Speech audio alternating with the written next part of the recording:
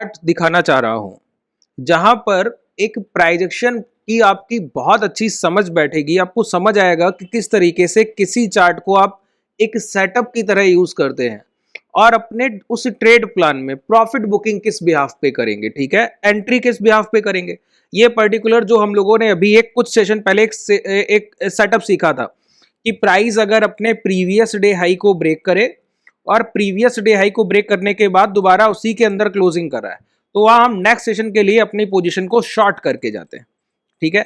ऐसे कुछ पोजीशन हमारे ट्रेडर्स लेके गए हैं, तो उन्होंने सजेस्ट किया कि इसको पूरी तरीके से ब्रीफली आपको समझाया जाए कि किस तरीके से ये पोजीशन हमारे लिए नेक्स्ट डे जब मार्केट ओपन होगा तो काम करेगा। जैसे कि रिसेंटली HUL का अगर आप चार्ट देखें तो HUL के चार्ट में आपको एक चीज बहुत कॉमन मिलेगी। मैं यहाँ पे HUL के चार्ट को निफ्टी 50 पे आते हैं, यहाँ पर आपको ये हिंदुस्तानी ये मिल गया, ये चार्ट आप इसको यहाँ प्लॉट कर लीजिए, ये प्लॉट किया।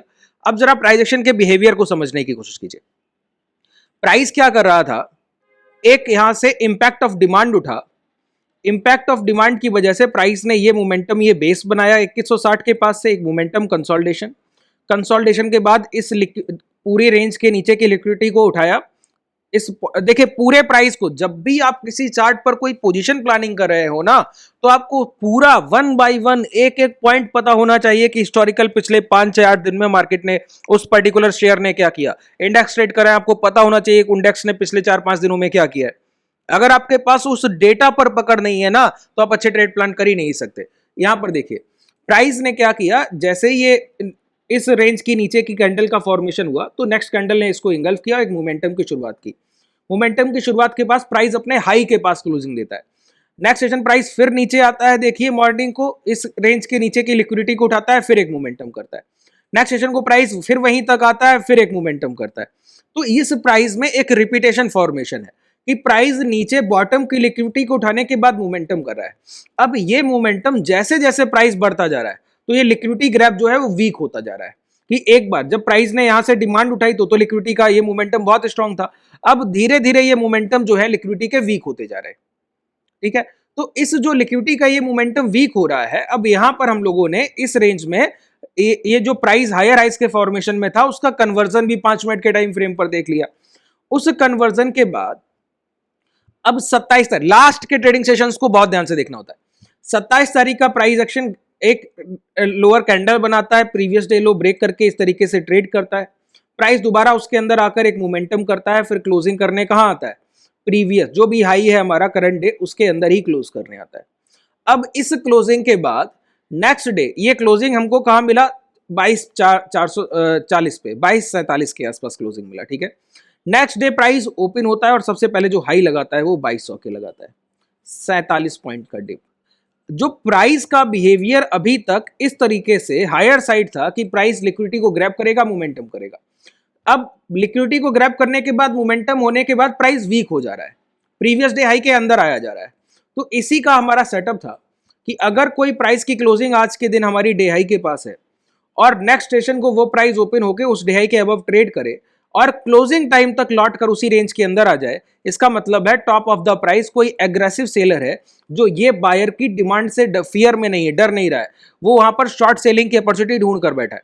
जब भी ऐसी क्लोजिंग होती है तो हम क्लोजिंग के टाइम पर अपनी शॉर्ट्स की पोजीशन लेके जाते हैं। हमारे कुछ ट्रेडर्स ये पोजीशन लेकर गए हैं, उन्होंने ही सजेस्ट किया कि इसको अच्छे से एक बार मैं आपको समझा दूं, तो आप सभी को एक साथ बता दे रहा हूं सर, 2-3 लोगों को बताऊंगा, उससे बेहतर आप सभी लोग समझ लीजिए, ठीक है। तो ये क्लोजिंग यहां पर आपको मिली, ये जो क्लोजिंग आपकी है ना, इसी क्लोजिंग के बेसिस पर ये ट्रेड एग्जीक्यूट होता है, कोई इसमें दिक्कत नहीं है। अब दिक्कत क्या है, दिक्कत है टारगेट एग्जीक्यूशन। दिक्कत क्या है, टारगेट एग्जीक्यूशन। टारगेट एग्जीक्यूशन को समझिए। अब इस प्राइस में ऐसा नहीं है कि जब ट्यूसडे को मार्केट ओपन होगी तो ये ट्रेड आपको प्रॉफिट नहीं देगी। लगभग आप तय मानिए कि ये प्राइस कुछ भी नहीं करेगा तो मॉर्निंग को खुलेगा तो डाउन। लेकिन जो एक चीज ध्यान रखनी है, इस कैंडल का ये जो लिक्विडिटी ग्रैब है, प्राइस ने क्या किया पहले वो समझिए। ये प्रीवियस डे हाई रहे, ये ओपन हुआ 27 तारीख को 9:15 की कैंडल से मार्केट, प्रीवियस डे लो के नीचे प्राइस निकल कर आया, वहां से लिक्विडिटी को उठाया और ये हाई लगा दिया, ठीक है।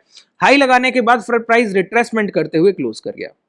अब नेक्स्ट सेशन को प्राइस क्या करता है, प्राइस ओपन होता है, ये पहली कैंडल 9:15 की, ये कैंडल है, प्राइस ओपन होता है 9:15 की इस पहली कैंडल से।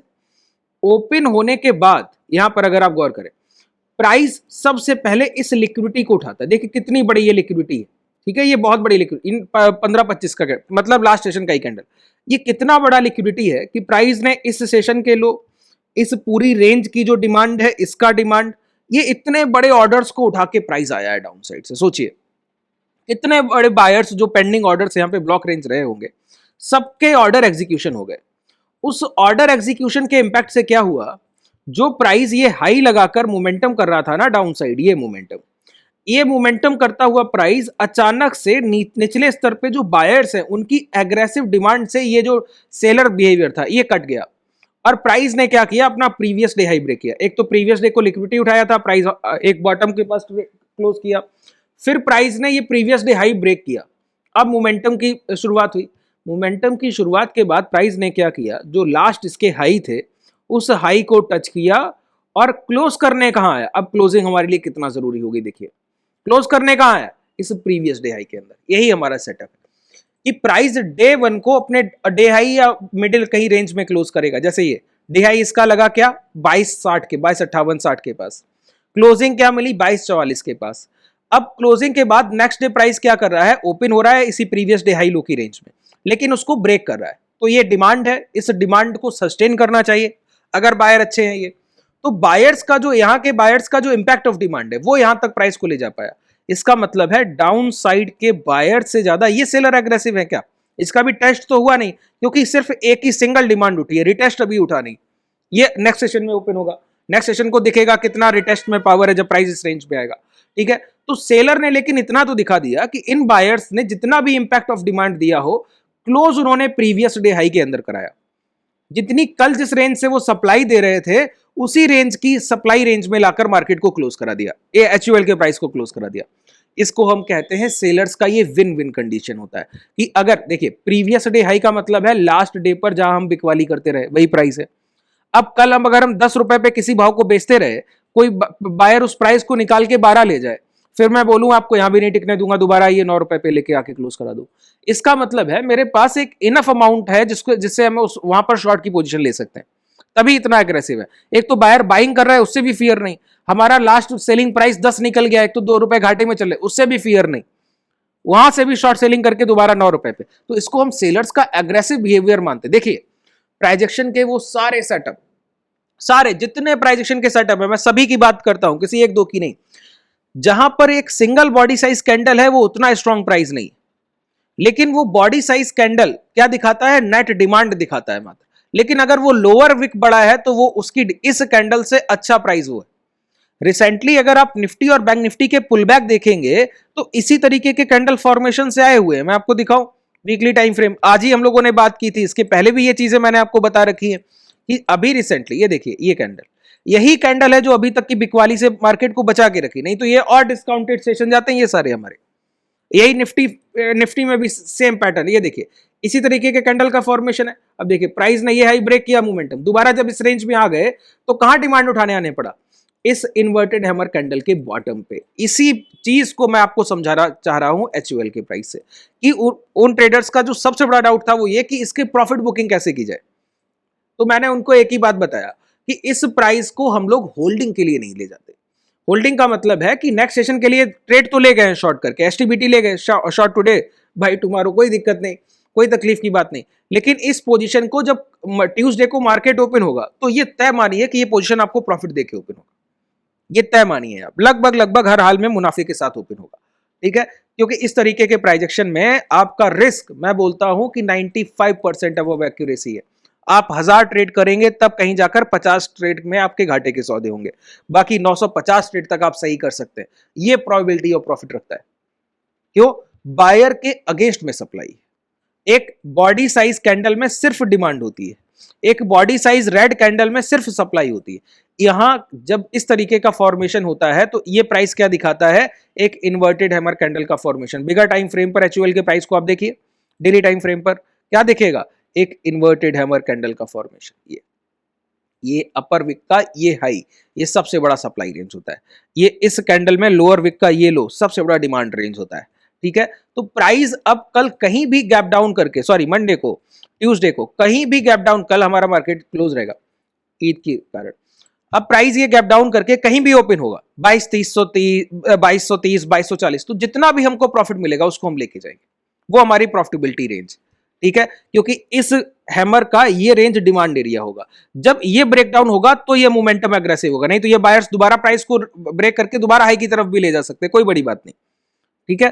तो इस कैंडल के 50% तक अगर 2230 मिल जाए, 2220 मिल जाए तो बहुत अच्छा, तो तुरंत निकलने की कोशिश करनी, फिर इसमें बैठना नहीं है, इस पोजीशन में हमको वेट नहीं करना। क्यों?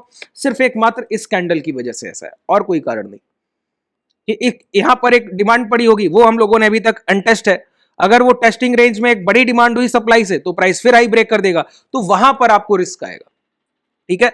इसी तरीके के सेटअप आपको फाइंड आउट, कई लोग बोलते हैं मैं कैसे वॉच लिस्ट बनाऊं, देखिए लोग कैसे कितनी आसानी से अपनी पोजीशंस को प्लान कर लेते हैं, और आप अभी तक यही उलझे कि वॉच लिस्ट कैसे बनाए। अरे सर सिंपल काम है, इस तरीके की वॉच लिस्ट के लिए आज के दिन मैं ऐसे प्राइस पहले से मार्क करके रखूंगा जो अपने डे हाई के पास क्लोज किया है, जो अपने डे हाई के पास क्लोज किया।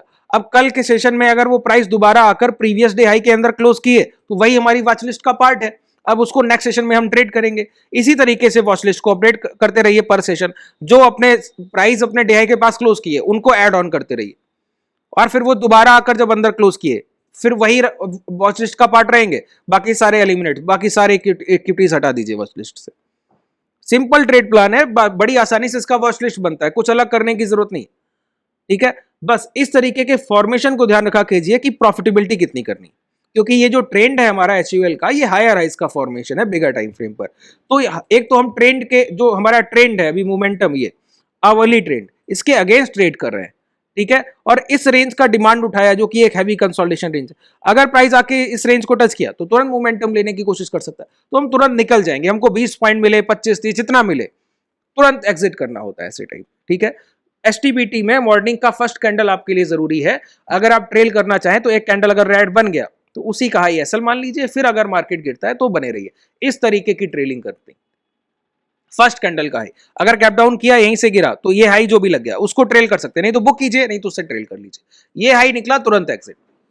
इसी तरीके के ट्रेड प्लान के साथ हमको रहना होता है, बड़ा आसान है, ठीक है। उम्मीद है आपको अच्छे से ये सेशन समझ आ गया होगा, जितने पॉइंट्स मैंने आपको बताए कि एसटीबीटी का ट्रेड किस तरीके से प्लान होता है। इसका इन्वर्स करके आप बीटीएसटी कर सकते हैं कि प्राइस कोई अपना डे लो के पास क्लोज किया, कल के सेशन में फिर डाउन ट्रेंड इस तरीके से आया, लेकिन प्राइस क्लोजिंग के टाइम तक प्रीवियस डे लो के अंदर आके लॉन्ग किया, यहीं पर लॉन्ग करके जाइए, वो आपको कभी भी रिस्क के सौदे नहीं है, ये एक अच्छी प्रॉफिट, गिरते हुए प्राइस में डिमांड है, प्रीवियस डे लो के अंदर की क्लोजिंग है, तो ये जो भी सप्लाई थी वो उतनी एग्रेसिव नहीं थी जितनी लोअर लेवल पे डिमांड थी, इस वजह से ये डिमांड की वजह से हमको नेक्स्ट सेशन के लिए एक अच्छा अपॉर्चुनिटी मिलता है, तो हम पोजीशन लेके जाते हैं, ठीक है। तो इन चीजों पे आप काम कीजिए, प्योर प्राइजेक्शन बेस्ड ये सेटअप है आपके, इसमें पूरी तरीके से सिर्फ प्राइजेक्शन है, किसी इंडिकेटर का यूज नहीं करना, कोई आपको ऐसा काम नहीं करना, ठीक है। बस अगर आप प्रॉपर हेज करेंगे तो कल के दिन ये 2257 का एचयूएल अगर 2270 भी खुल जाए ना तो भी आपको एक पैसे का रिस्क नहीं दे पाएगा। तो सिलेक्शन ऑफ स्ट्राइक प्राइस की पोजीशन को कैसे बिल्ड करेंगे, ऐसा तो है नहीं कि फ्यूचर नेट शॉर्ट करके चले जाएंगे, बहुत बड़ा रिस्क ले रहे हैं, फिर तो आपको इक्विटी में नेट शॉर्ट सेलिंग कभी नहीं होती, ठीक है, ये बात ध्यान रखिएगा। कोई बोलेगा मैं सिर्फ कॉल बेच के चला जाऊंगा, कभी नेट शॉर्ट सेलिंग इक्विटी में नहीं होती। कल को एचयूएल अगर 10% का अपर सर्किट लगाया ना तो जो कैपिटल लगाया उसके अलावा भी वाइप आउट हो जाएगा, डीमेट जीरो होना तो छोड़िए माइनस हो जाएगा। कभी नेट शॉर्ट सेलिंग इक्विटी में नहीं होता है, इंडेक्स में तो कर सकते हैं, इक्विटी में नहीं। इंडेक्स में कभी 10% का अपर सर्किट लगेगा क्या? बहुत रेयर केस है। इक्विटी में लगते रहते हैं सर, कोई भी न्यूज बेस्ड इवेंट हो, कल के विदिन 5% एचयूएल ऊपर ट्रेड कर सकता है। तो ये ओवरनाइट रिस्क कभी भी नेट शॉर्ट सेलिंग का नहीं लेके जाना है कि मैं तो सेलर हूं तो शॉर्ट सेलिंग, ये नहीं करते हैं, इसको सेलिंग नहीं बोलते हैं, ठीक है। उम्मीद है अच्छे से समझ आ गया होगा। अगर कोई डाउट रह गया हो तो कमेंट सेक्शन में मेंशन कीजिएगा। अब आपका जो भी पॉजिटिव या नेगेटिव जो भी फीडबैक है उसको भी आप कमेंट सेक्शन में रखिएगा। अगर आप हमसे जुड़ना चाहें तो डिस्क्रिप्शन में आपको कॉन्टैक्ट डिटेल भी मिल जाएगा, एप्लीकेशन का लिंक भी मिल जाएगा। ये जो मैं डीमेट यूज कर रहा हूं, अगर आप हमारी अंडर फ्रेंचाइज लर्निंग को कंटिन्यू रखते हुए अपना डीमेट भी हमारी अंडर फ्रेंचाइज रखना चाहते हैं तो उसके लिए आपको डिस्क्रिप्शन में इस धन के डीमेट का लिंक मिल जाएगा, आप उससे अपना डीमेट ओपन कर सकते हैं। शुभ रात्रि, धन्यवाद।